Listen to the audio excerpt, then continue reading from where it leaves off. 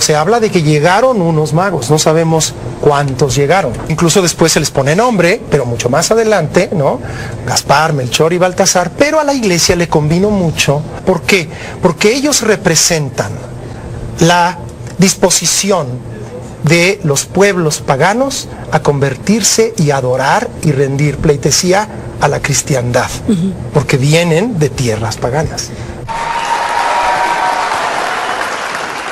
Santa Claus en realidad proviene, el mito origina, es en San Nicolás de Bari o San Nicolás de Mira, se le conoce por ambos nombres. ¿Por qué de Bari? Porque ahí es donde llevaron sus restos de este obispo generoso, acaudalado, paradójicamente muy acaudalado, y Nicolás de Mira porque fue donde él ofició, donde él fue arzobispo. Fue muy querido, y la tradición reza de que en cierta ocasión se entera de una familia donde hay varias muchachas de enorme belleza que no pueden casarse porque no tienen dote. Entonces él decide de manera anónima colocar monedas a través de la ventana en los calcetines que ellas ponen a secar junto a la chimenea. Entonces de ahí nace la idea de que Santa Claus o San Nicolás deja sus regalos a los niños a través de las chimeneas. Sin embargo, la imagen de este Santa Claus que nosotros tenemos, gordo, de rojo, etcétera, nace en Estados Unidos. Nace en Estados Unidos a finales del siglo XIX, cuando algunos caricaturistas comienzan a darle esa imagen, esa identidad, ¿no?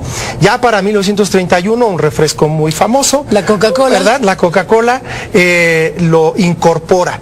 Y ahora, pues cuando lo vemos anunciando el refresco por todos los espectaculares, se nos olvida que ya, pues mucha gente olvida su origen de hombre caritativo y santo, ¿no? A fin de cuentas. Obispo. Un obispo, sí, San Nicolás. Y tiene mucho que ver, por otro lado, el personaje del cual yo te hablaba, la Befana, que es digamos que es el Santa Claus de los italianos y que pocos conocen. A ver. Resulta que la tradición, la leyenda reza de que los Reyes Magos van a visitar al niño Jesús. Pero entonces ellos se detienen a pedir asistencia, hospitalidad de una anciana. La anciana los recibe y les da dulces. Entonces, agradecidos, los tres Reyes Magos, que por supuesto no hay evidencia de que fueran ni reyes ni tres, que eso lo podemos tocar después. Ah, venga, eso lo platicamos. Ah, no, son tres, qué barbaridad, no, qué decepción, ¿cuántos eran? Pues lo que ocurre es que se les dice, se piensa que fueron tres porque fueron tres regalos, ¿no? Pero si quieres, oro, incienso y mirra, pero ahorita dejemos a los Reyes Magos, ahorita estamos en la Befana. En la Befana, fíjate que es un personaje poco conocido en México, pero los niños italianos esperan a la Befana. ¿Por qué? Porque esta dama recibe la invitación ante el agradecimiento de los magos de ir con ellos, acompañarles a adorar al Mesías, y ella se resiste, ella no va. Pero tiempo después se arrepiente, y entonces lo que hace es salir desesperada con una canasta de dulces a visitar toda casa en donde haya niños para entregar dulces con la esperanza de que alguno de esos niños sea el niño Jesús. Y es muy importante, como lo fueron los Reyes Magos para los mexicanos en una época antes de que se instituyera Santa Claus. Mi mamá, por ejemplo, no esperaba a Santa Claus, esperaba a los Reyes Magos. Y este personaje de la Befana deja en los calcetines de los niños dulces, si se portaron bien, o pedacitos de carbón, si se portaron mal. Si se portaron mal. Interesante, ¿no? Interesantísimo. El nacimiento, que en México, bueno, todavía tiene una gran carga y tradición. Sí. ¿El nacimiento es una tradición mexicana? Bueno, obviamente nosotros lo heredamos de los españoles, y con nuestra rica herencia mestiza, lo hemos ido elaborando, se ha incorporado la piñata, que también eso es muy interesante, lo de los 7 pecados capitales en los picos, etcétera, que lo podemos hablar también. Pero el nacimiento pues se le atribuye a San Francisco de Asís. Se dice que él, si no me equivoco, alrededor de 1220, se enfrenta con un invierno muy inclemente, no puede llegar a su monasterio y llega a una ermita que está junto a un pueblito y tiene que celebrar el nacimiento de Jesús.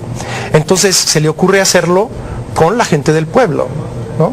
Con las familias, con los niños. Y a partir de entonces se da la tradición del nacimiento que nosotros hemos incorporado, por supuesto, en la tradición católica. Pero fíjate, algo muy interesante es que pensaríamos que los sectores más ortodoxos de la religión cristiana abrazarían la celebración de la Navidad con gran gusto, y sin embargo, por ejemplo, estuvo prohibida por los puritanos en Estados Unidos en el siglo XVII, el festejo, casi por 20 años, de 1680, 1660, 1680, porque no hay en la Biblia, no se ordena que se debe de celebrar, ni se dice la fecha. Hay que recordar que la fecha del 25 de diciembre la instituyen los papas, específicamente Julio I en 1350. ¿Por qué? Porque cuando estaban tratando de convertir a los paganos romanos, cuando ya obviamente el Imperio Romano ya era oficialmente cristiano, pero había todavía muchos paganos, ellos celebraban al sol, al dios del sol, en el solsticio de invierno. Entonces era muy propicio para la evangelización. En México incluso incluso en México también ya celebraban algo. Celebraban a Huitzilopochtli entre el 1 y el 26 de diciembre. Y en esa fecha era perfecto. Entonces les convino mucho a los frailes agustinos el decirles: está bien, tú vas a seguir celebrando en la misma fecha, pero ahora nomás te vamos a cambiar el nombre del Dios. Entonces pues sí, se dice que incluso se ganaron más almas a través de la música, de la literatura, que a través del látigo en México, ¿no? Entonces fíjate qué irónico. Por ejemplo, los testigos de Jehová no celebran la Navidad, porque dicen que es un rito pagano, es un rito que no está especificado en la iglesia. Nosotros podemos calcular más o menos cuándo nació Jesús a través de Zacarías, que fue el padre de San Juan Bautista, porque él servía en el templo en fechas muy específicas que nosotros sí conocemos, y se supone que Jesús nació 6 meses después de San Juan Bautista. Entonces, pero eso es alrededor del otoño, lo cual es lógico porque los pastores no habrían estado cuidando a sus ovejas al aire libre en invierno. Exactamente, ¿no? Exactamente. Mario Iván Martínez, entonces resulta que los 3 Reyes Magos no son 3, ¿o no eran 3? No hay evidencia de que hayan sido 3, se mencionan a unos magos. Ahora, no hay evidencia de que hayan sido reyes. Por otra parte, no hay que confundir magos con hechiceros, el concepto que tenemos hoy. Magos, que viene del griego, en ese entonces significaba hombre de ciencia, observadores de las estrellas y de sus fenómenos. Sabemos que entregaron 3 regalos: oro, incienso y mirra. Pero se habla de que llegaron unos magos, no sabemos cuántos llegaron. 3, 2, 5, 10, no sabemos. Pero a la iglesia le convino mucho, cada uno con un regalo, porque incluso después se les pone nombre, pero mucho más adelante, ¿no? Gaspar, Melchor y Baltasar. ¿Por qué? Porque ellos representan la disposición de los pueblos paganos a convertirse y adorar y rendir pleitesía a la cristiandad, porque vienen de tierras paganas. Totalmente. Mariván, las posadas, estamos en la recta final de las posadas del 2016. ¿Qué origen tiene esa celebración, esa tradición?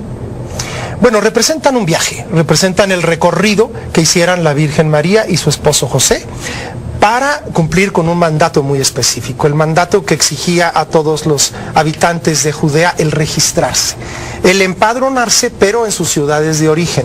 Y como María y José eran nativos de Belén, pues tienen que ir a esa ciudad. Y como el viaje consta de 9 etapas, pues por eso se celebran las 9 posadas.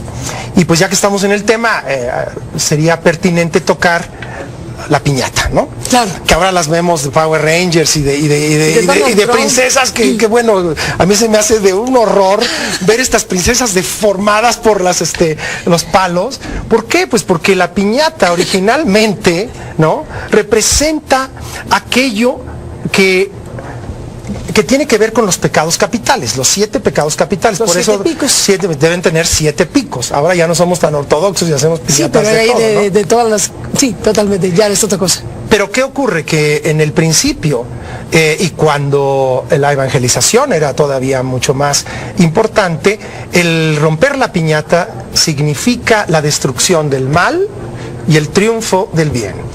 Y las delicias que caen de la piñata son las recompensas que la vida nos dará si nos portamos bien.